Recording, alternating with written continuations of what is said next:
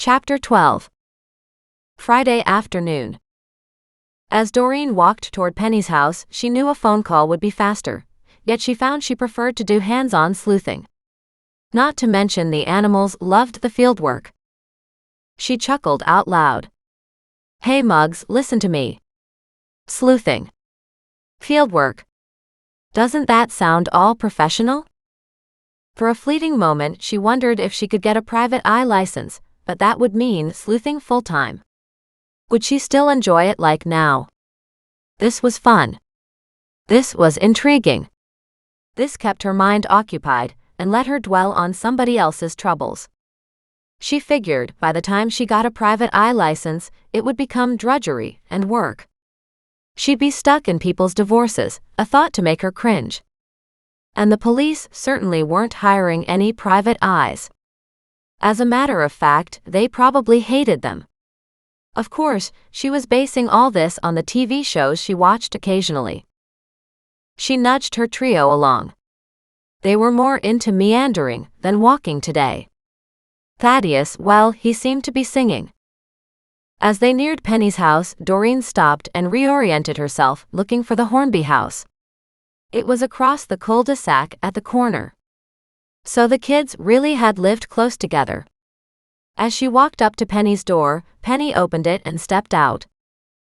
I could hope, she said, that you have good news. Doreen shook her head. No, just more questions. Penny leaned against the doorjamb, crossing her arms over her chest. Well, let them fly. What do you want to know? Alan Hornby, Doreen said. Penny glared across the cul-de-sac. Yes, another one of Johnny's friends. 5 or 6 of them used to hang around in a group. Another very unpleasant man. I think we only discussed the 3 guys, Doreen said, worrying slightly at the number that continued to grow. Alan and his family lived over there, Penny said, motioning across the way. They used to be a family. Then his father lived alone in the house. Then Alan returned, not even sure where he went to begin with, and now his father is in the retirement home. She turned to look at the other houses. It's hard to keep track of everyone. What happened to Alan and his mother? A divorce, Penny said simply. Let's clarify that. An ugly divorce. She gave a half smile. Doreen winced. I understand about those. Penny's eyes lit with interest, but Doreen quickly moved past the topic. Did you see much of Alan after Johnny went missing? Penny frowned. You know what? I'm not sure. It was so long ago. But I should remember, shouldn't I? It's probably important. Anything to do with anybody back then, Doreen said, is important. It could be the slightest thing that helps this case. Somebody lying even a little bit can unravel a whole pile of new information. I hear you. It's just really hard to go back to that time and to remember the details. Penny shook her head. You know, I remember Alan's mother coming over in tears, telling me that she was so sorry. At the time, I didn't think much of it because everybody was telling me that they might have seen Johnny or that he'd come home soon, how he was just a wayward boy and not to worry. I know, Doreen said. Everybody gives you their condolences, but it's only afterward you wonder if they really meant it or not. So you do know what I mean, Penny said. I hope you didn't lose somebody too. Doreen shook her head. No, thankfully not. But I became very distrustful and leery of people's behavior for a while. And Alan's mom was very emotional. It seemed over the top. I wasn't sure what was going on, she said. And because I didn't have any answers, I was just trying to move people along. Where was this conversation? It was here, Penny said. I was talking to the pastor at the front door. He'd come to talk to me too. And then, after he left, Alan's mother came over. Do you think she misunderstood? Maybe if she saw you talking to the pastor, she thought Johnny was dead? Penny rolled her eyes. Honestly, with her it's hard to say. She was not the smartest book on the shelf. Doreen almost chuckled at that. But it was totally inappropriate to laugh, especially when they were talking about a missing person. She smiled and nodded instead. Another question. Who identified Johnny's friends' bodies? George and one of the boys' fathers did, she said. The other father wasn't capable of doing the job. And he had asked George to see if it was his son. The two men went in separately, but you have to understand the remains were in bad shape. Doreen didn't push any further.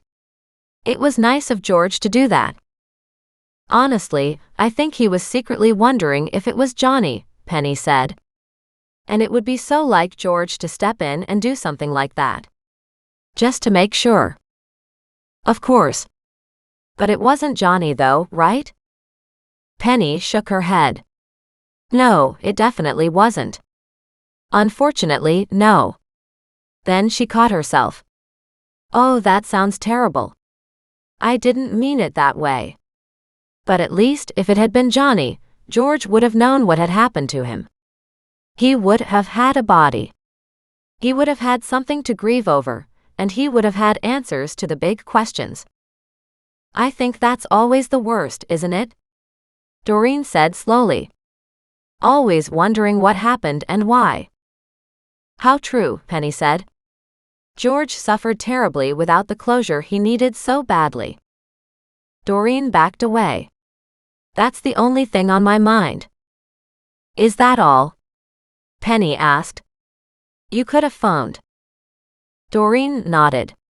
But I love to walk, and it's good for the animals. She looked around but saw no sign of Goliath. The trouble is, Goliath has a mind of his own. You should get a leash for him, Penny said. I see more and more people walking their cats. I think Goliath would be walking me. Penny chuckled. Well, he is a cat. As if that explained everything. That would be an explanation for everything to do with Goliath.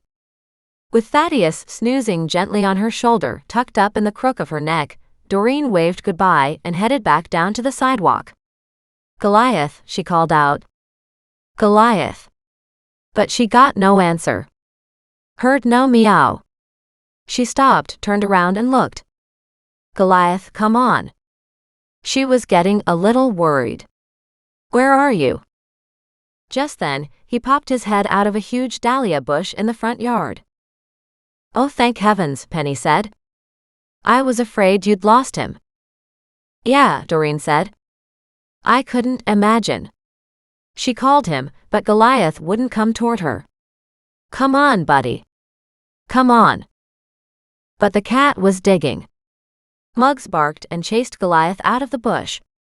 And then Muggs started to dig. Oh, Doreen said, a sinking feeling in her stomach. Did he find something there? Penny asked, a note of excitement entering her voice.